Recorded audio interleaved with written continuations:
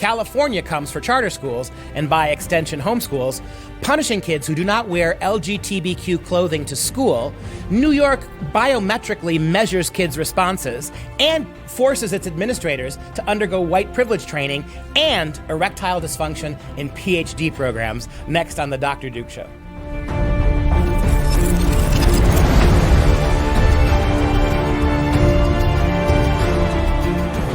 Hello, everyone. I'm Dr. Duke, and this is The Dr. Duke Show. Every week, Katie and I cover those stories impacting K-12 classrooms and college campuses around the world. Greetings to all of our loyal listeners.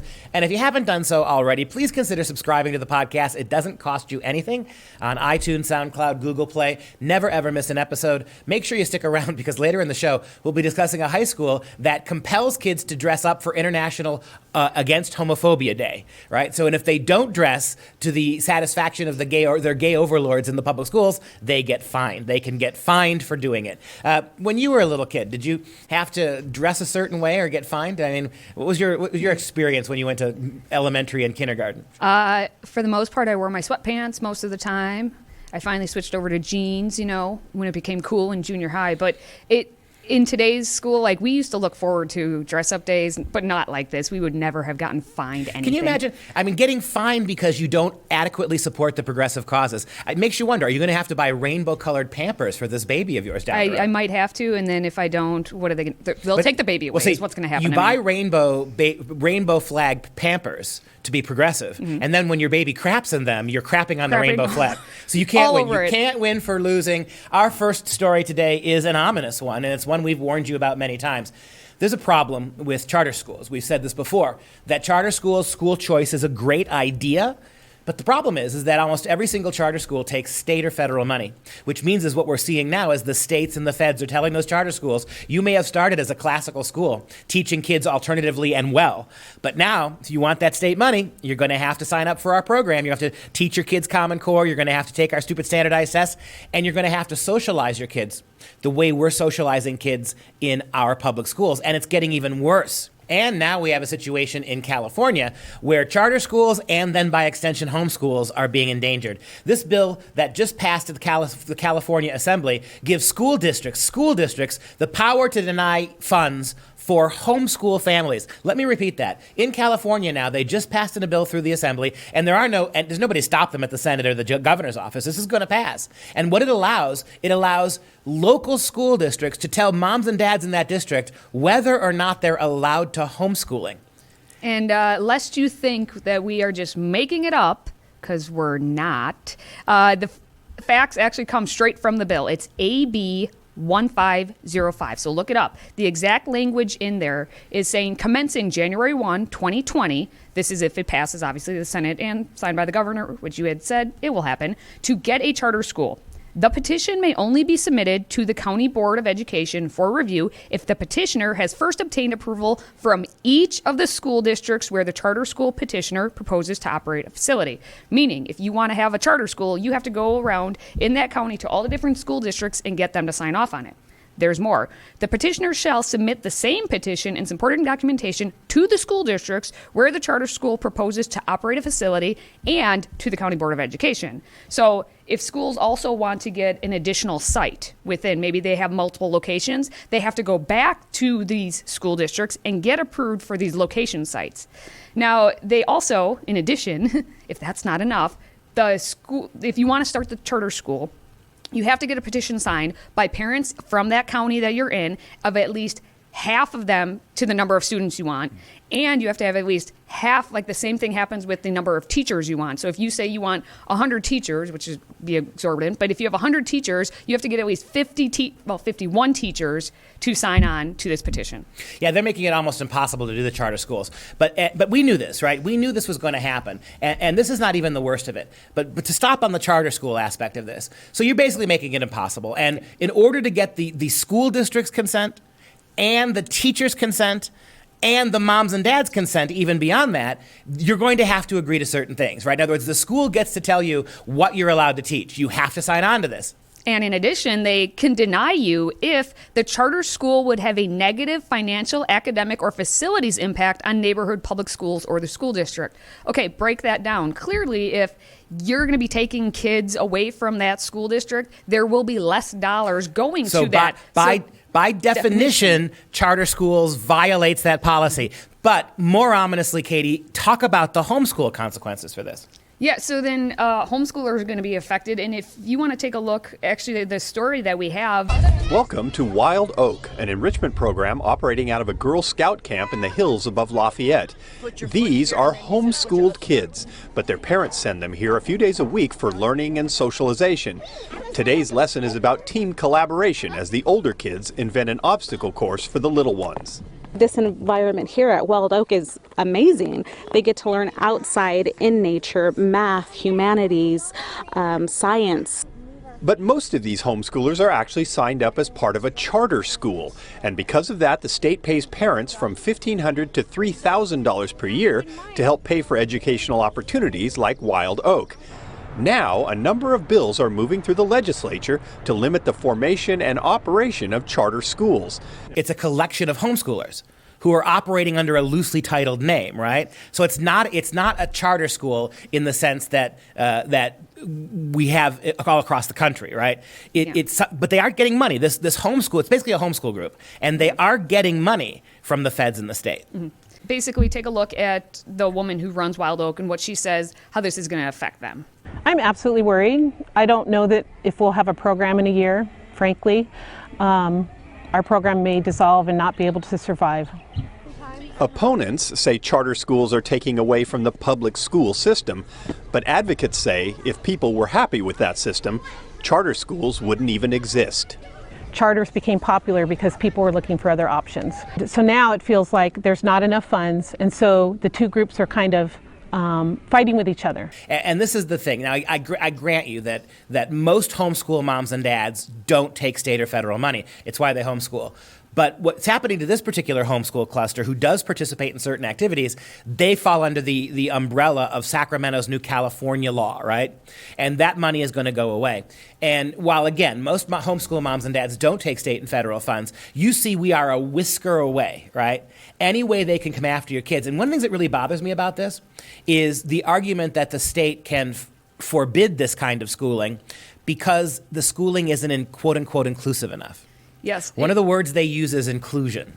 And they use, equity, and we need it to be like this retired Oakland teacher, Renee Swain, who was interviewed, says that like these charters are siphoning off the state funds and they can't be exempt from this because then it's not equal. That if they get any state money, the rules should be equal because it's all about equality. So equally horrible education. Right. And you hit it on the head. Our schools suck with all the money you give us. If you siphon up even a fraction of that money for better schools, that's not fair. How dare you educate kids better than us? This is the decrepit state of your public schools and your public school teacher unions and states like California that feel like they're going to mandate this. And it has very little to do with ABCs and 1, 2, 3s. It's all about equity and inclusion. So in other words, if you're a small homeschool co-op that gets a little bit of money from the state for trips or field trips or activities, now you're not inclusive. You're a bunch of white kids, not enough. You don't get to do what you're going to do because it's not inclusive enough. If you're not teaching your kids in some of these co-ops, if you're not teaching them the kind of sexuality and transgender acceptance and gay history, one of the reasons why many moms and dads opted out of public schools in California is because of this requirement. You have to teach gay history. You're not getting much American history in California public schools, but you got to get the history of unions, the history of gay people. They make a hero out of somebody like Harvey Milk, who was a pederast and a child molester, now a great big hero. So a lot of moms opted out, and now some of these public schools, these public school spokespeople are arguing, hey, if you're getting state and federal money for any aspect of this, you have to teach what we teach. You have to teach equality and inclusion and radical sexuality. And look, even though this comes right up to the border, because again, most homeschool moms and dads don't take state and federal money. This comes up right to the border, though, of beginning to impinge. If you think for 1 second California, once they secure all this, nail it down, once they force charters to completely conform, you think they're going to leave your homeschool kids alone? You think you're going to leave mom and dad free in California and Massachusetts and lots of other states that are tinkering with this kind of legislation? New York, as we'll see in a moment. You think they're going to leave you alone? It's not. It's not part of what this is about. Well, and I know you're sitting there right now behind your computer saying, oh, that's California. California's crazy. Of course, it's not going to happen to me. Not in my little state, my conservative state, my middle of America state, my hometown. That'll never happen. Except all of the candidates right now running for president on the Democratic ticket want all this to happen everywhere. So you have Bernie Sanders, who just launched his very, very misguided attack on charter schools, and thereby it'll come down to the homeschools as well. So you have Senator Bernie Sanders. Obviously, we know he's running for president, and he's out on the campaign trail, and he put out his education plan. He's calling it the Thurgood Marshall Plan for public education. And it basically bemoans the lackluster performances of our public schools and basically blames it on a lack of money and tax breaks that have been given to the wealthy. And he provides kind of a 10-point layout to basically end the unaccountable profit motive of charter schools, being the second point. Number 2 is attacking the charter schools. Yes, how dare the charter schools take a little bit of that money to educate kids better. Notice what Bernie's not saying. He's not saying that the charter schools aren't superior. He's just calling them elitist, right? So they get a fraction, these charter schools, of the big sucking pit that is the public schools. And that tiny fraction is the problem, because that shows inequity, right? In other words, we come back to this. Bernie Sanders will not dare say, well, he does point out that the schools are failing, but he will not blame it on the schools. It's money, right? Well, it's money, and he says one of the biggest reasons we need to end this unaccountable profit motive of charter schools is because it's intensified racial segregation. Oh, of course it has. Because 17% of charter schools are 99% minority, compared to 4% of traditional public schools. So basically in urban areas, in city areas, where you have maybe minority students who want to get a better education and want to go to these charter schools and are getting a better education, as we've pointed out many times on this show, how dare we let them actually have that choice to get a good education? And Mom, I want you to see, Mom and Dad, what we're telling you. We've been telling you for a year and a half now, every week we do the show, that the schools, the primary concern of the schools is not your kid's education. They are not interested in making your kid the best he or she can be. They're not interested in making your kids college and career ready. This is social engineering. This is sops to unions. This is politicizing your kids. This is using radical sexuality to break down little kids so that you can re-indoctrinate them in other ways. It's about global warming, man-made climate change for elementary school kids. It's about the death of American history, teaching your kids that America is the problem, that the Constitution is a failed document, that equity and justice demand radical progressive politics. This is what they're doing. And you got Bernie Sanders, who is a serious candidate for president of the United States, but he's not the only one. This is exactly what Kamala Harris wants and Cory Booker wants, right? This is what they all want. Pete Buttigieg, right? This is what they want. They want the only option for your kids to be the failed public schools. They don't care that they're failing. The fact that a small percentage of public school money sometimes is siphoned off to highly successful charter schools that manage to educate minority inner city kids better than the public schools do, that now promotes racial disharmony. Well, according to Bernie and his plan, we do not need 2 school systems. We need to invest in our public school system. Because we haven't done that. A couple weeks ago, all. we showed you a statistic, a graph. Remember that? Yeah. Where you had, since 1970, the amount of money spent on public schools, which goes like this, right? And then you've got the performance of the school kids since 1970, which goes slightly lower. So with every year that goes by, we hire more faculty and staff. Every year that goes by, we spend more and more money on the public schools. And not only does the needle not move, it slightly lowers in all the major subject areas. So this socialist nonsense rhetoric, then it makes perfect sense. To the degree that the Democrat candidates are socialists is the degree to which they back this plan. Because socialism isn't about achievement. It's not about success. It's not about promoting education that benefits the individual or the community. It's about conforming kids. It's about leveling kids off. It's about outcomes, not incomes. And so consequently, when you hear Bernie Sanders, his plan for your kid's school is his plan for the country. In the 21st century, a free public education system that goes from kindergarten through high school is no longer enough. I can't say this with my pudding accent, but just imagine Bernie Sanders saying it. If we are to succeed as a nation, public colleges and universities must be tuition free. Higher education should be a right for all, not a privilege for the few. That means we have got to make public colleges and universities tuition free, and we must substantially reduce student debt. Yep. We don't charge the students for it. Students shouldn't have to pay for it. Everybody else should. It should be absolutely free. And it's not just college now that they want. He wants pre-K, mandatory pre-K, mandatory graduate school, right? An advanced degree now should be paid for. So get kids in school at age 3, let them out at age 28. Everybody should have to pay for it. The only people who should have no accountability is the actual students. And what you end up having is a college system that's not college anymore. We already are at the point, and I can attest to this at the universities I've taught at, 7 of them. We are already at the point in this country where a college education at a typical 4-year college is about what a high school kid would have learned in 1970. We have, in the name of inclusion, right? This is not about providing higher education for those kids who are most prepared and willing to profit from it. This is about including everybody. In the same way everybody gets to go to high school, everybody now has to go to public schools. We turn almost nobody, outside of the Ivy Leagues, we turn almost nobody away. We're filling seats because the federal government is spending all the student loan money getting these kids in debt. The schools, rather than turn away unqualified candidates, are using social justice theory to argue all these kids belong. We're bringing in my estimation, between 40 and 45% of the kids I teach don't belong in college. They either can't do the work or they will not do the work attitudinally. But when you get 45% of your undergraduates who can't do the work, you can't just fail that many. That's 45% of empty dorm rooms, 45% of meal plans not eaten, right? 45%. You see the problem here for schools. And our Marxist-talking, anti-capitalist universities who are constantly lecturing you about greed and envy, they're taking these kids who aren't ready, they're not letting anybody get failed, they're taking all that student loan money when those kids drop out after 2 and 3 years, they're not on the hook for it, and that's the key here, right? This whole system here it's all run by progressives. The entire school system, the entire university system is run by so-called progressives who are mouthing socialist platitudes to your kids in their freshman writing classes, who are in it for the money, and they're lowering the overall standards of college to cater to not those ready for college, but in the name of inclusion, anybody who wants to just show up and take a lot of student loan debt. And the ones that actually do show up and then do well, if they don't follow and toe the line of the progressive ideals, they're going to get suspended. Like we have a story out of Florida where a young mother and student at the First Coast Technical College was doing great. She was getting A's in all her classes, but now she's suspended indefinitely because she dared pose with a gun in a photo.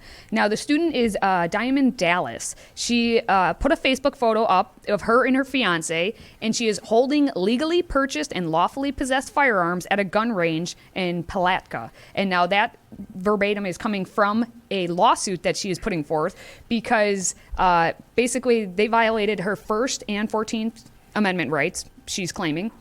And now what the school's response is pretty hilarious. According to the lawsuit, she basically was approached 2 days after this Facebook photo got put up. All right, she's holding the gun, as you saw. And she was told she was suspended. During the suspension meeting, she says, the assistant principal, Donna Gray Donovan, said that in the posted picture, Dallas had a quote, mean look, quote, mean look on her face. This is what liberals mean by facial recognition Yes. technology, right? There it is. That look on your face offended a liberal, so you must be guilty of thinking something wrong. Yes, and this principal there says she was possessing, quote, illegal guns, even though she was with legal guns. And Captain Progressive can tell this how? Can she read serial numbers microscopically through a computer screen? Notice the assumptions made by progressive educrats. And she stated that, quote, things you do in the dark come into the light, quote. It's in broad daylight. For God's sake, she doesn't even know what daylight. Mike, throw the picture up again of Diamond.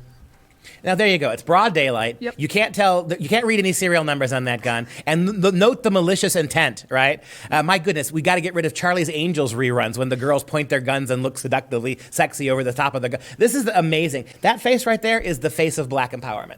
That face is the face of a confident African-American female who is able to take care of herself. She bows to no one. She is in charge of her destiny. She protects her own space. And these juvenile Jello-playing panty waists at her school, at a university, a college, actually decided that on the basis of that picture, she's somehow a threat. Oh, yeah, it gets better. So you can't see much of the fiance, but Anthony Royster and her in the photo together, and they were actually at a shooting range with Royster's cousin, who is a veteran, and they were instructing them in how to use the guns. It's not like they were on a street corner just posing with some guns. Like, they were actually learning how to properly use a firearm. But the best part is an administrator saw the photo, was so panicked by it that she wouldn't actually let Dallas return to the classroom because there was a slow cooker she had to pick up from a party. She was so panicked by the photo. Yeah. Yeah, remember a couple years ago when we had the slow cooker fear that people were going to turn crock pots into bombs? Remember this? Oh, gosh. Remember this? Yeah. This is about 3 or 4 years now, and it was a big thing. So not only does this poor girl dare to have a gun that she possesses legally, she brings a crock pot to school. And this hysterical school administrator apparently thinks that not only is she a threat with guns, but maybe that crock pot's going to have something besides real good Southern soul food in it, right? Maybe something dangerous. How do you justify these kind of administrators? And why are you following her on Facebook anyway? I mean, this idea that we're paying millions and millions of dollars every year at these schools to bring on more and more diversity staff. Literally now you have people apparently on the staff whose job it is all day long is to simply follow people on their social media pages to see if there's anything that offends progressive sensibilities. And on top of it, as I said, Dallas was getting all A's in her classes, and she says that she can't work while raising her young daughter unless she has a college education. She said, I wanted to do this to be able to provide for my family, and now I can't. Look, every answer this young woman has is correct. She's doing everything right, America, in the words of Bernie Mac. Pour a six-pack, pour a 40-ounce, I should say, to the floor for Bernie Mac. If Bernie Mac was still out there, I think he'd say, America, this is crazy, America. You got a young woman doing everything right. America, you lost your moral way, America. America, who is this school administrator? Am I doing Dave Chappelle or doing Bernie? I don't know who I'm doing. In any event, this is absurdity, and there should be serious consequences. Just ask yourself again, if for any other reason a white school administrator had gone after an African-American female on her social media page, what if she was supporting the Black Panthers, for instance, and she was standing there with a wooden rifle behind a cardboard cutout of a Black Panther, and some white administrator said that's enough to suspend her and remove her from college? No way this would ever fly. She would have been there with her. All right. Well, just a quick reminder that we're here and able to do this because of all of you out there. So please continue to spread the word on the Dr. Duke Show by liking, commenting, and sharing each and every episode on whatever platform you prefer, if that's Facebook, YouTube, or Twitter. And don't forget the audio podcast makes for a great listen. We're on iTunes, SoundCloud, and everywhere else. So please subscribe, give us that 5-star review so we can continue to move up in the rankings. And now we must go all the way to Australia, where it's nice and warm, although it's winter down there, isn't it? I believe so. We're getting into summer finally, and they're getting into winter. But students at a school, Greystanes High School, it's a New South Wales public high school in Australia, recently encouraged their students to dress up for the International Day Against Homophobia and Transphobia. And can I just say, there is an obvious joke to be made about an anti-phobia school named Greystanes. Just want to throw that out there. Okay. Well, they had this, it's an annual event, and it's called the Rainbow Mufti Day. And so the students there have school uniforms. And the way this operates is that you get to participate in the dress-up day. If you don't want to participate at all, you wear your school uniform, day goes on. If you want to dress up in like normal street clothes, you have to pay $2, donate, I should say, quote, donate $2 to wear your street clothes. But if you're going to participate in the Rainbow Day, you only have to pay $1. Right, so you got to pay more not to participate. Absolutely. So you're charging extra $1. Right? You have to pay double. So it's basically a tax on refusing to participate. It is a tax, yes. And the best part is that a letter was actually sent home saying, quote, if a student is out of uniform and does not donate, meaning they want to be a normal kid in street clothes, they will be chased up until they pay up. Actual quote. They will be chased up until they pay up. And let me explain something to you, you progressive Aussie non-losers. You don't understand what the word donate means. To donate is to give freely of oneself, to volunteer. It is a kind of charity. When you basically tell kids they're going to be punished and pursued by credit hounds if you don't pay the extra $1, that's not a donation. Stop using the word donate. Please stop using the word donate. Well, you could have told them that before they put the letter out and then had to issue the apology on Facebook. Let me guess. yes, but progressive morons overstep their boundaries. A little bit. Also, at this International Day of whatever against homophobia and transphobia, they sold fairy bread for 50 cents a slice and some rainbow lollipops for $1. Yep. Fairy bread. How is that not a slur? All the proceeds are going to Headspace, the National Youth Mental Health Foundation, which clearly they need to give money Gray to. stains, places where people are apparently having headspace, whatever the hell that is. You've got fairy bread. This whole thing it's worse than a Saturday Night Live skit. But you know what? Let's come back to the United States because we have our own issues. The Supreme Court just this week, they turned away, basically they declined without comment an appeal that was made by students regarding policy at a Pennsylvania high school about transgender students who were able to use the locker room and the bathroom of their gender identity choice. And so the backstory of this is the Alliance Defending Freedom had appealed to the high court on the group of students. It was a student's behalf who came forward at Boyerton Area School District. And they said that the district disregarded its students' bodily privacy rights when it opened its high school locker rooms and restrooms to students of the opposite sex based on, these students believing that they are someone of a different gender. And they didn't inform the students that this was going to happen. They didn't inform the parents of this policy change. They never actually wrote it down so anyone could see it. They just kind of basically willy-nilly said, oh yeah, we'll just let them all go in with whatever they identify. And so the initial lawsuit actually began in March of 2017 when a male student alleged that a school administrator told him he had to, quote, tolerate having a girl in the boys' locker room undressing right in front of him. He said he was standing there in his underwear when he suddenly realized there was a member of the opposite sex changing with him in the locker room who at the time was just wearing nothing but shorts and a bra.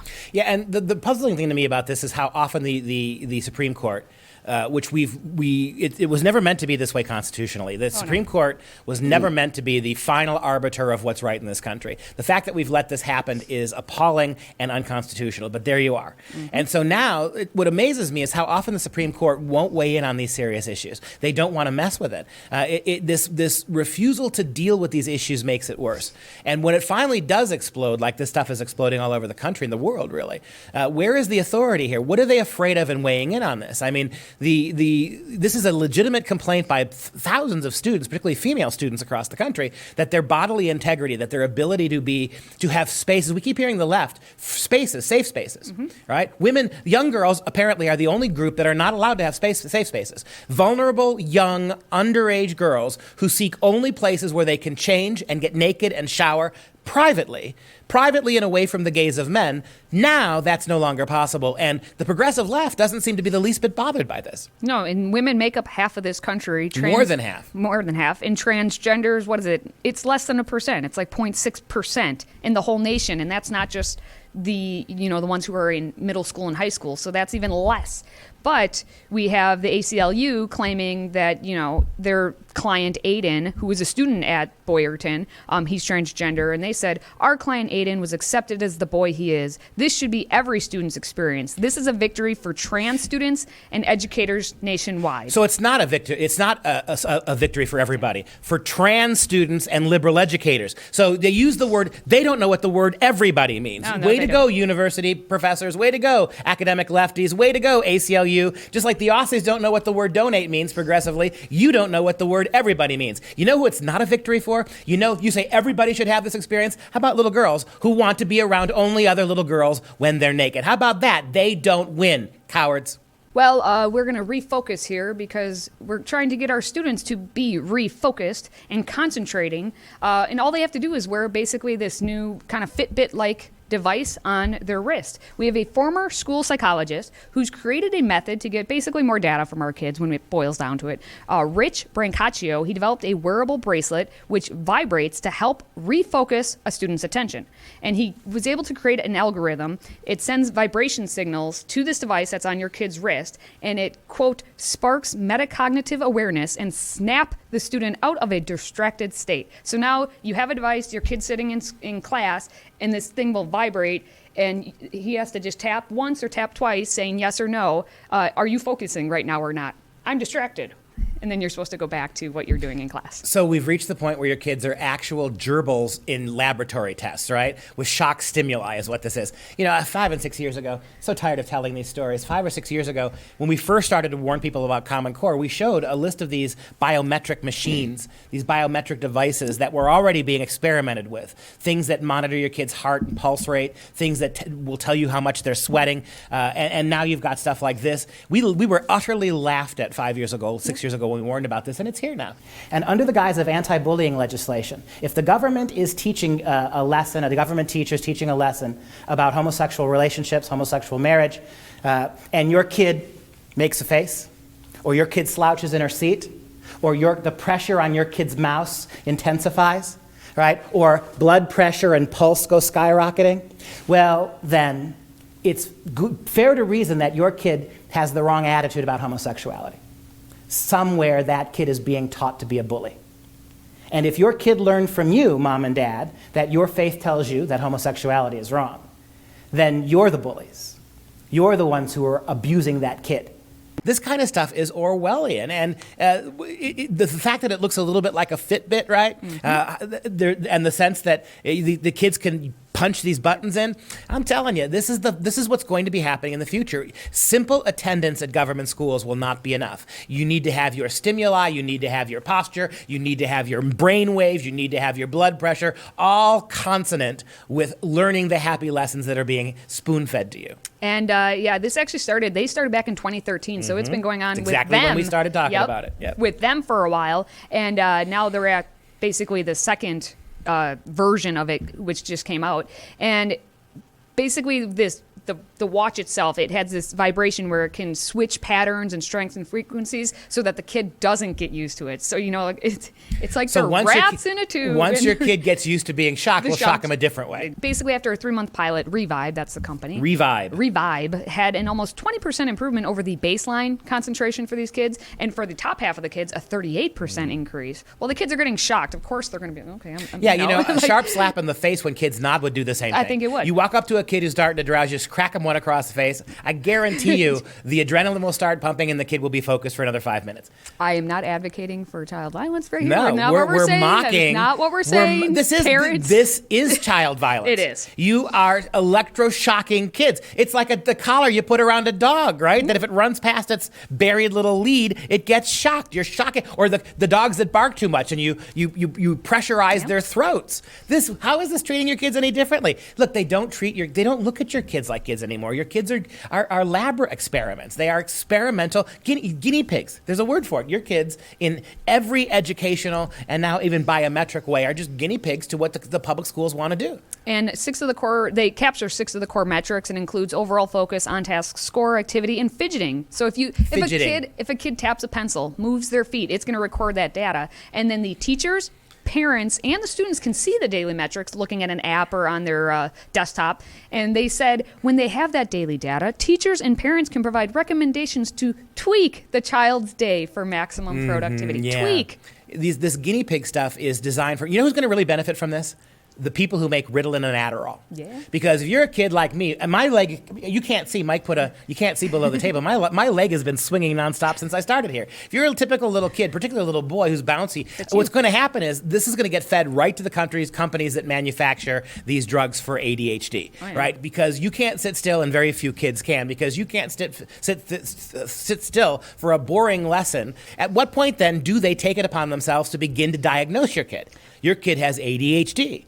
But Dr. Duke, this is just, I only have the information. This information isn't going to get out to anyone. Yes. We never share your kids. And there's data. We would never gather data on your kids in the public schools. Mm-hmm. And we would never farm them out to Planned Parenthood. We would never farm it out to big textbook companies who want to market to your kids. And it gets better because we already have 12,000 schools in America that are using this. This device costs $150 per device.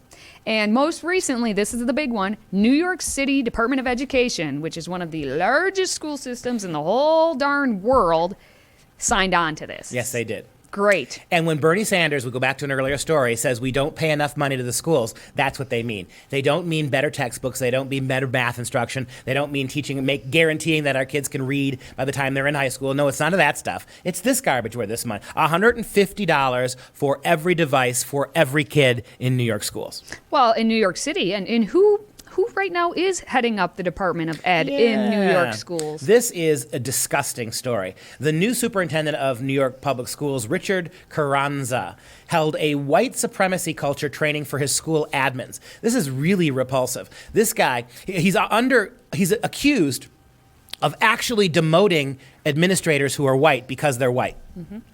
And according to Carranza, the New York City Department of Education brass are targeting white supremacy culture among school administrators by disparaging ideas like individualism, objectivity, and worship of the written word. So individualism now is white supremacy.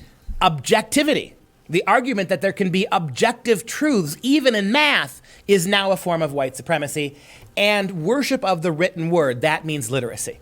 Yep. So as a school, we are denying objectivity, we are denying literacy, and we are denying individuality, but we want to teach your kids. We won't teach them to become individuals, we won't teach them to be literate, and we won't teach them that there are objective facts. So explain to me what the purpose of school is. Yeah, so throw up the graphic of the slide that he basically showed to this white supremacy culture. What a bland slide to begin with. It's all white with just very thin font on it. That's white supremacy. That's white supremacy. That right white there. background is white supremacy. Slide. So there are 14 different things, and you can see kind of the slide outs of what he talked about.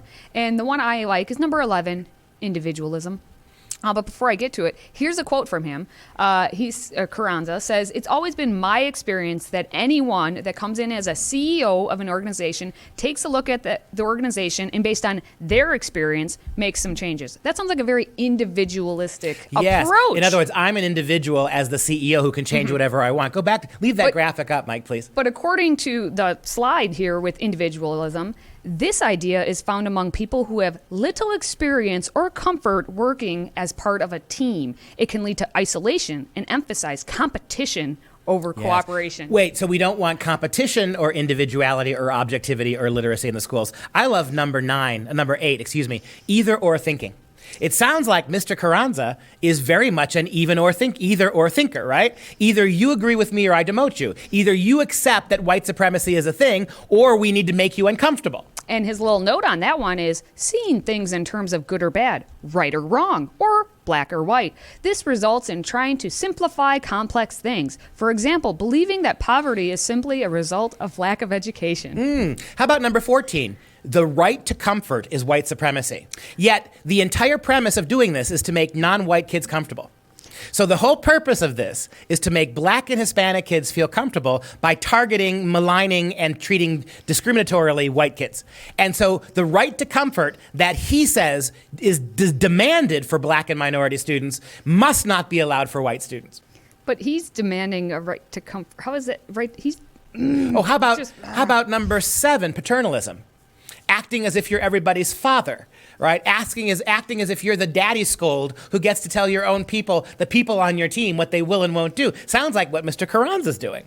Well, he says it's those with power often don't think it's important or necessary to understand the viewpoint or experience of those for whom they are making decisions. Well, he just decided to demote white administrators because they're white, and he's blathering on about not caring about the consequences of his decisions. How about only one right way, number 6? Right? That's what. In fact, how many of them are the same thing? Either or thinking. Only one right way. Paternalism. Right to comfort. Progress. How about number 12? Progress is bigger and more. Yeah. What do you want for your minority kids? Mm-hmm. You want bigger and more. I know. And to do that, you have to malign and take away from white administrators and school kids. This is unbelievable. This is, Mom and Dad, come back to me now. Mom and Dad, this is unmitigated racism. It's not even pretending not to be racist. They're starting with the administrators. They're targeting them, forcing the administrators to be demoted if they're white and elevated if they're not.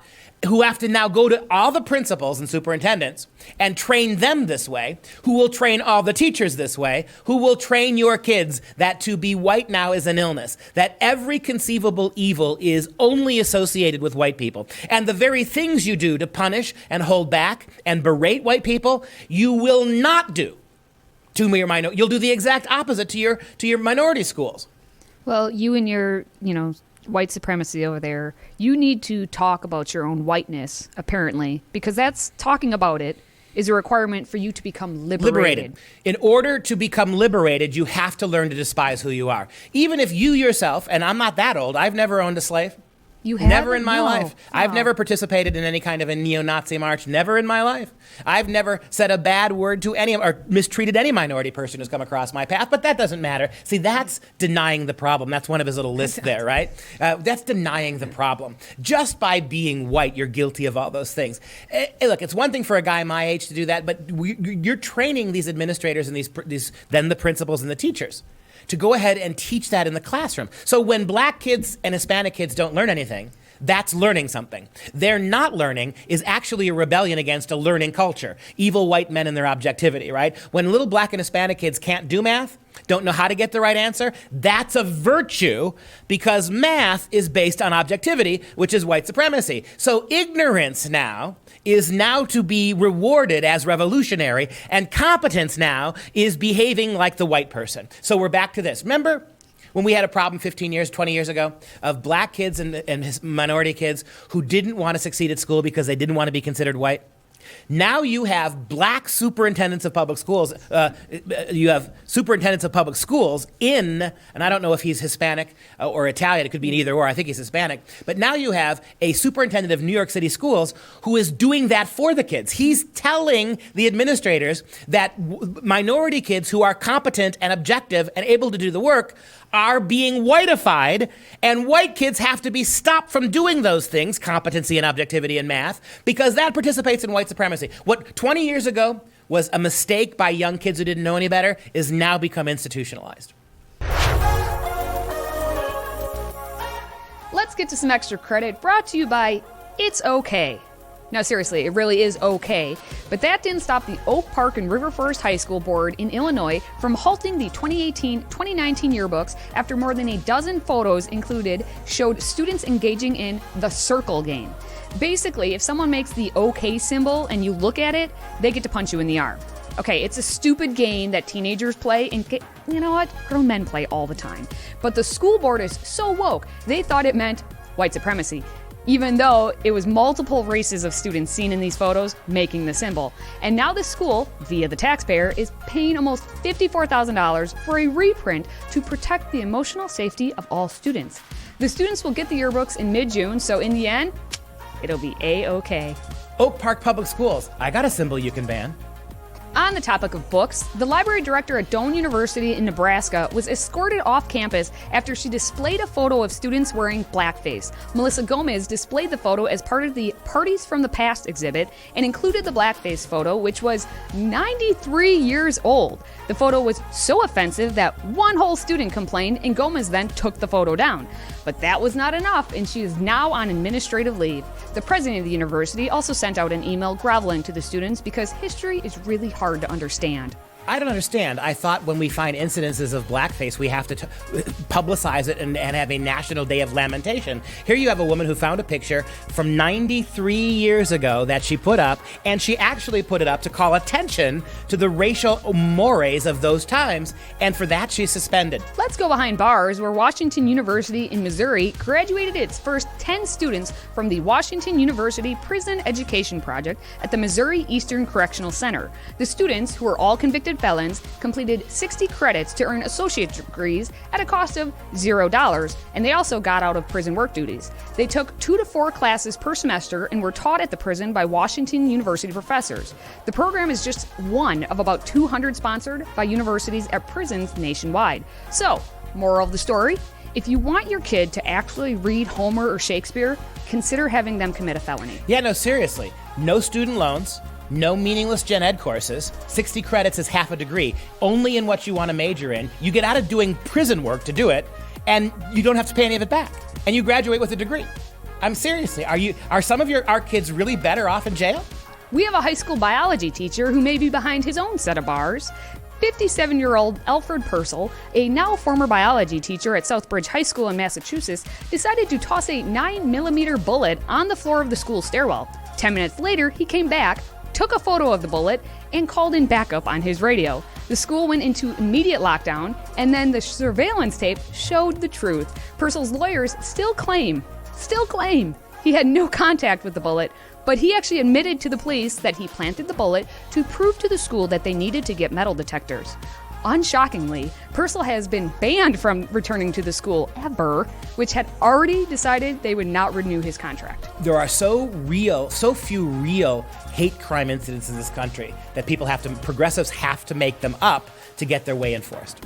Continuing with grown men who have issues, one former Queensland University PhD student is suing James Cook University for $3.125 million in damages for his lost reputation and, maybe more impactful, his lost sex drive. The 52-year-old Kuldeep man explained his devastation.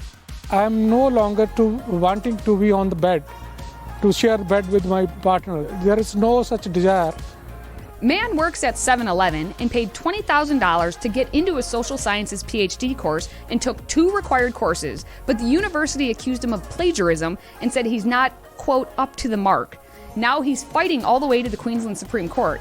We just hope his compensation in dollar bills will overcome his issues down under. Hey, look, if we've got to put tampons in all men's rooms on college campuses because of women who think they're men, why can't we just mandate that there be Viagra in every bathroom from elementary and middle school all the way up to graduate school, right? That would work, it seems to me, and maybe then Mr. Man would be up to the task. And that's your extra credit for the week. Now, if you have any stories you'd like to suggest, go ahead, type them in the comment section below, and then make sure you hit that like button and share the episode. And don't forget to subscribe to the Dr. Duke Show audio podcast on iTunes and leave us that precious 5-star review and maybe a nice comment or two. And that does it for us this week on the Dr. Duke Show. If you like what you heard, please share the video and audio podcast with your friends. Next week, we'll be unveiling a brand new series called Heroes of the West, and we're going to start with Mr. William Shakespeare. Really good educational stuff for kids. They are really fantastic animations designed for the whole family, so make sure you come back next week to see the premiere of this new show. For Freedom Project, I'm Dr. Duke, she's Katie, and we'll see you next week.